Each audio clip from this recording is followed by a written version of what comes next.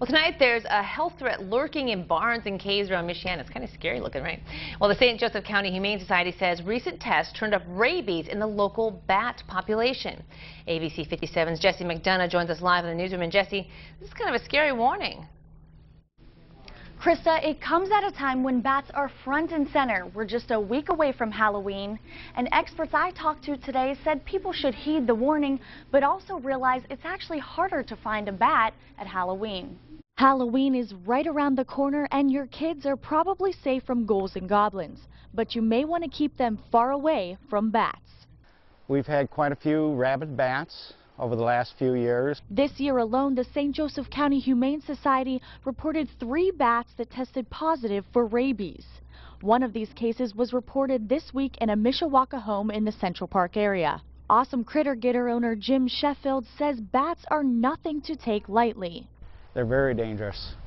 Probably the common danger is, of course, them touching you, but the second most common danger, I feel, is people wanting to release bats. Sheffield says that even if a bat only touches you, you can still become exposed to the rabies virus.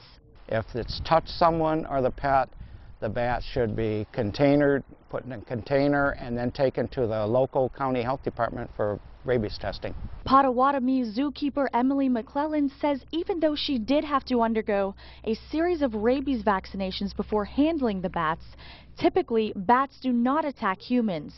Your chances of being bitten by a bat are pretty much if you're messing with it. So if you find an animal down on the ground or find a place that they're roosting and disturb them, then the bat's going to try to bite and defend itself. She says that although bats can be frightening, they actually aren't that bad. Obviously, Halloween doesn't help their situation much as far as the public is concerned, but also people are afraid of the rabies factor and being bitten, and they consider bats creepy, which they're not.